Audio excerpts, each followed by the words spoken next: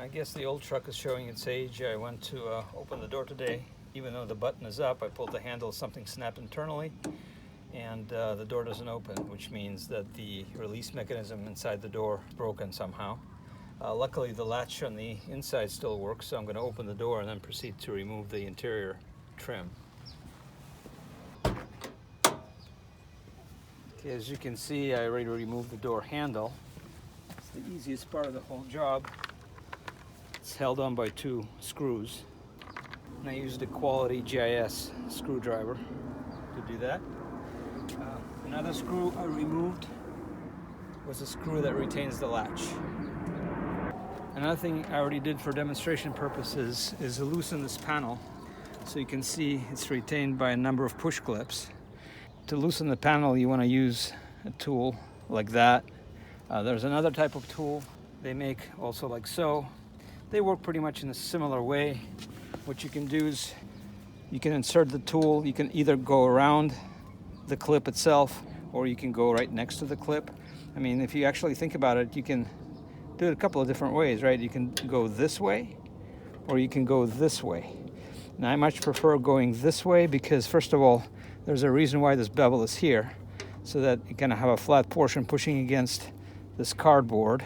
And if you went this way, you would be pushing against the material here, which can scuff it. So my preference is to go this way. Another thing I do with all these tools is I take a very fine file and I deburr all the edges, because the tools are okay, but they come with relatively sharp edges. When you insert them, they're likely to mar your paint or scratch your interior panel. So deburr your edges if you want a clean insertion.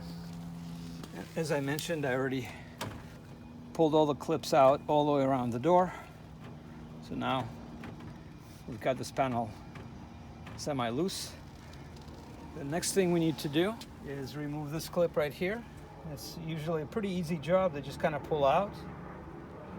Yeah, you can just do it by hand. And I can show you how they work. It's basically 2 parts. There's a nose and the rear portion with a big head. And so you can see the little fingers here. And when I push everything together, well, this thing is not working so well now, but the fingers come closer, right? And when you pull things apart, the 2 parts apart, the fingers spread. So when you reinsert it, you push it in like this, and then use a pusher on the internal part to spread them apart, right? So that the fingers can actually hold a little harder and prevent this thing from coming out. But that's for insertion. Right now we need this clip to be out. Okay, let's pull it out. So the next thing we want to do is remove this handle.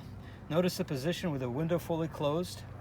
It's about 30 degrees from vertical toward the back of the door, from the front toward the back. It's about 30 degrees right here.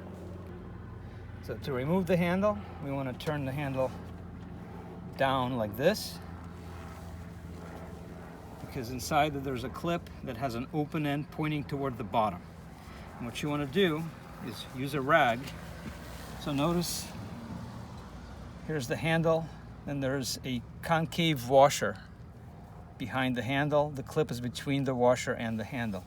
So you insert the rag between the handle and the washer. So you work it in there like that. Then the next thing you want to do is you want to actually bring these corners up like this, so that inside it makes a semicircular shape. And I'll show you why that's important, but it'll make it easier to remove the clip. And then you just basically work this thing back and forth.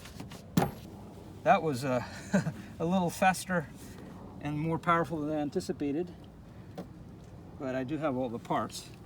So here's our concave washer.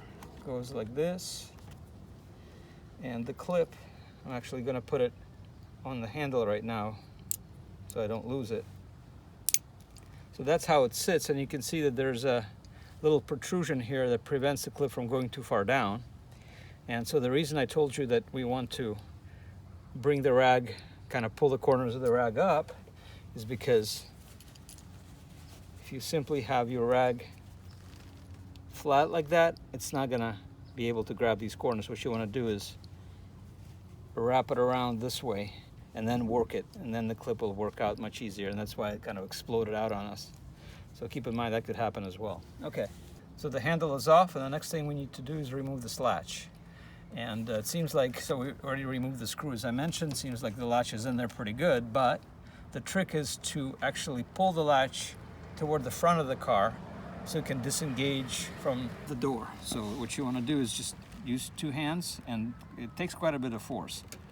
So now that we've loosened it, we can pull the latch out like so.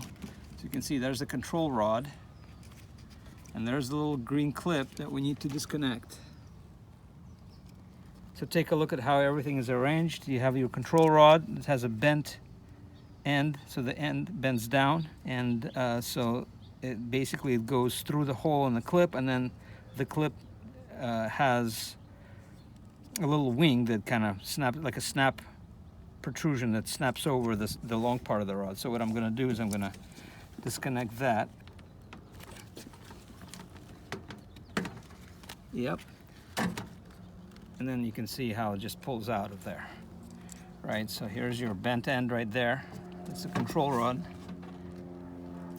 It goes in like this, and then this portion snaps over the long end like that. If you look, you can see that this trim is still not coming out, and one of the issues we're having is this cover for the mirror. And so we need to get the cover out. The way the cover is retained, again, there's a push clip right here, and then there's a retainer that goes down on this end. So we need to get the push clip out first. There you go.